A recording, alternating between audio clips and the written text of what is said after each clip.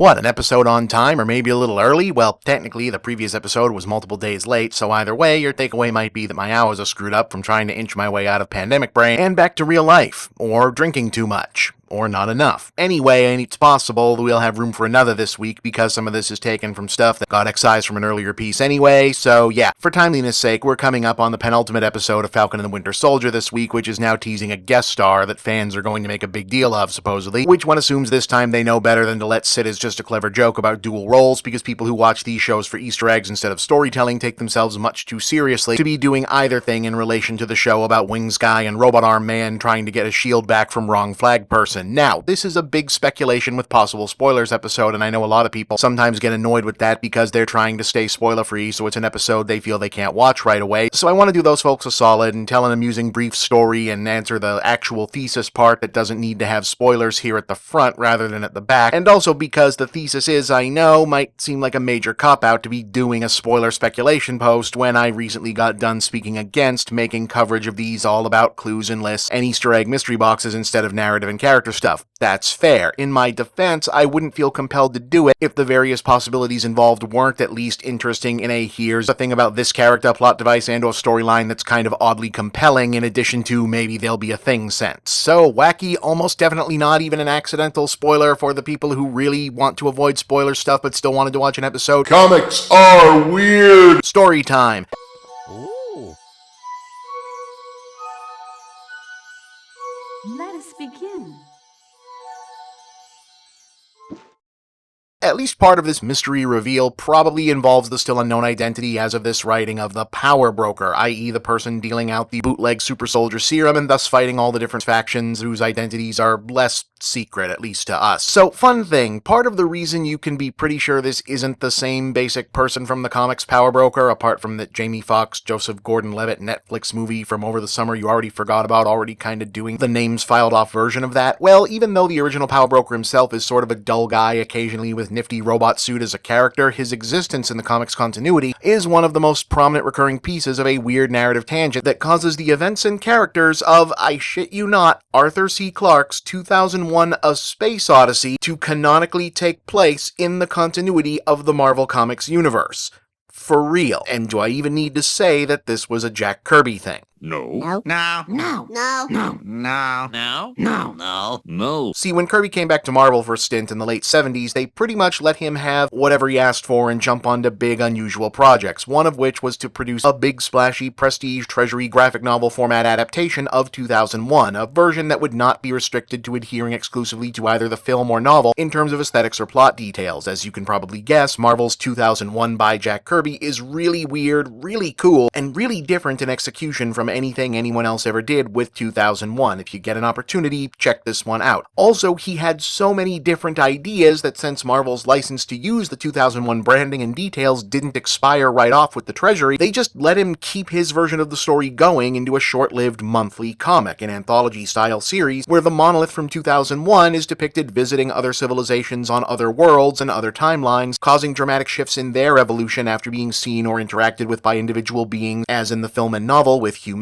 The series concludes with a three-part storyline about military robots achieving kill-all-human sentience and the one good one with slightly more humanity because his creator was nice to him and also he saw the monolith having to defeat the others. So basically Kirby doing Short Circuit but also Mega Man, and it's tied to 2001, and I warned you this was weird. That robot hero character, originally called Mr. Machine and later Machine Man and using the human name Aaron Stack, continued on into his own series, which kept things going while revisiting the origin to foreground the military robotics stuff and let the explicit 2001 references slip into the don't say it out loud background gradually for when the licensing would eventually expire, and then into at least two more revival series in the 80s and 90s under different creative teams, and he's still kicking around out there thanks to that period integrating his own status quo and character background with other popular Marvel franchises of the time like the X-Men and Fantastic Four. Most relevantly, one of his early and then recurring nemeses was a corporate bad guy turned underworld profiteer named Curtis Jackson, who subsequently reappears in his superpowers as performance-enhancing drug dealer role of the Power Broker, first as part of the Unlimited Class Wrestling Federation storyline in the Thing 1980 solo series, and now that is a concept that needs to get its ass into the MCU yesterday. and then mucking around with super soldier serum in the Captain America No More John Walker arc that's being loosely adapted into part of Falcon and the Winter Soldier storyline, hence that name coming up there, though likely in a completely different context. So, yeah, to summarize, the one-time superhumans-only professional wrestling steroid dealer who eventually becomes an ally to the Red Skull and nemesis of Captain America owes that part of his career path and poor life choices to a robot that got woke from the same space monolith that either will or did touch off key events of human history as recorded in 2001: A Space Odyssey, seemingly making some version of those events either past, future, or adjacent or tangent canon to the Marvel Comics universe. I don't know how I'm going to top that one for you guys, but we'll try.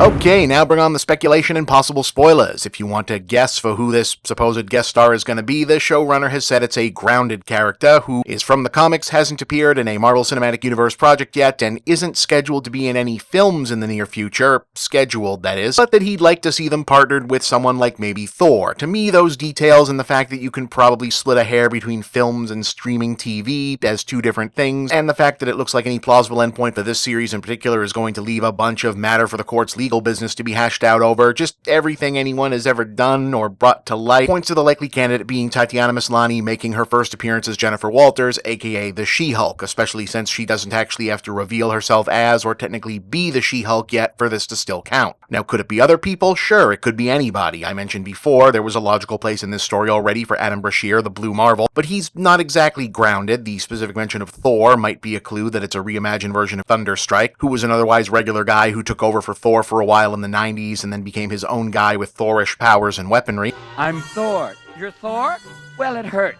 Do you want a really out there guess that I can maybe not feel like a complete jackass making the case for, because I kind of think they want to do it somewhere down the line, if not here? Okay, Rebecca Barnes, aka Girl Bucky, aka Nomad. So in the comics, Barnes comes from an alternate universe Heroes Reborn Onslaught timeline, and like everything else involving Heroes Reborn, the explanations for her being here and needing to be from there are confusing, stupid, and not really worth the time, but basically she's a girl who dresses like the World War II teenage sidekick version of Bucky, was a sidekick to Steve Rogers while he was in that other dimension, and then eventually crossed over into the main universe, where she changes her name to Nomad, which is another Captain America reference entirely, and yeah. Somehow this is at my expense, I know it! Look, my only real basis for this is the character has a surprisingly enduring fan base. The comic side of Marvel spent a bunch of time getting her into the mainstream universe, and the MCU just got done spending a bunch of plot machinery sending Captain America to go have an alt-timeline happy life ending, where you have to assume he and Agent Carter did some things about world events differently, so maybe the ground is being laid for her to have crossed over from there instead in the film continuity, or shit, maybe the Winter Soldier just has a kid he didn't know about. I mean, that could also work. I know a few people who are hoping the Nomad mantle would end up on Carly Morgenthau, Erin Kellyman's character, the leader of the Flag Smashers, but they had her piss off her own guys by losing her cool and killing innocent people in one of the last episodes, so she's probably gonna die or make the sacrifice play as penance for that, even as Sam and implicitly the series and the franchise ultimately comes down on her side philosophically. Again, I'm just going based on available data and the way Marvel tends to tell these stories. If I'm wrong here, great. For the most part, I'd always prefer to be surprised. I mean, hell, if they really wanted to mess with people, they could bring back Chris Evans, but have him be playing the other evil Captain America, William Burnside, aka 50s Cap.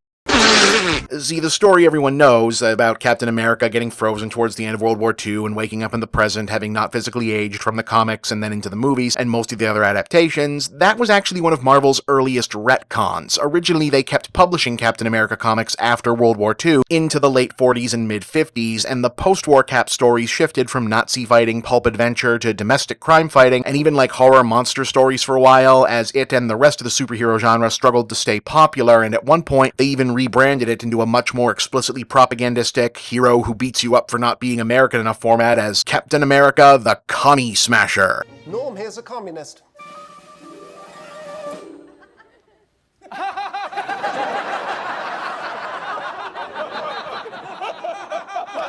Nobody liked this. It went away quickly like 90% of other superheroes did during these lean years. Epic, epic fail. So when Stan Lee and friends wanted to bring Captain America back as part of their actually successful mid-60s Marvel superhero revival, they decided to erase the Commie Smasher era entirely and also just get rid of Bucky Barnes in the past because the comic version was basically Robin and Stan Lee just did not like teenage sidekicks conceptually. By doing the Frozen since before the war ended and also we think Bucky died retcon, and just hoping no one would bring it up because, you know, shit, we write these things for 10 10-year-olds, anyone who was reading back then probably isn't reading now, and readers now probably don't care in the first place. Except adult collectors did turn out to exist, and people did bring all this stuff up. So writer Steve Englehart, who was also the creator of the Suburban Marriage and Kids storyline that inspired WandaVision, did a cleanup story in 1972 revealing that the 1950 commie smasher Captain America actually had existed. He was a guy named William Burnside, they actually didn't reveal that was his real name until decades of stories later, who was psychotically obsessed with traditional American history and value, and what he imagined Captain America, supposedly his idol, would have stood for, to the point that he volunteered for yet another government experiment to make super soldiers, and had cosmetic and vocal surgery to make himself look and sound exactly like Steve Rogers.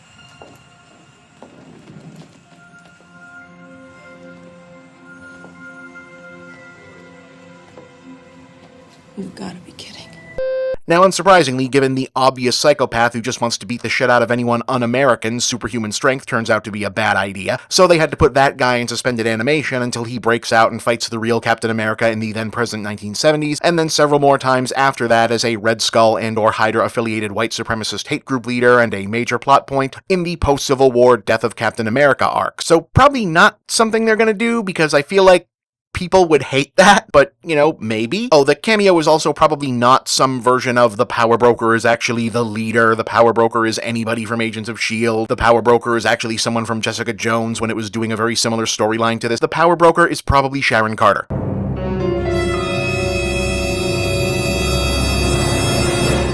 Look, guys, it's the only way her character really makes any sense. How did the government capture superheroes with size-changing and mind powers after the Civil War battles, but not just a regular person who they'd have detailed files on because she worked for them for years? What sense does it make that Steve nor anyone else would not check in on his sort of romantic interest, an important ally for all those years between the sequels? It doesn't make sense, unless they tried to, and they couldn't find her, or they did, and she told them she was going it alone because not only is she a rogue villain now, she's been a villain all along, possibly a Hydra cover agent running the long game Plan B on Steve Rogers, you know, given how she shows up kind of out of nowhere like twice in Civil War, and both times it's to the effect of continuing to push him toward a conflict outcome rather than a mutual resolution.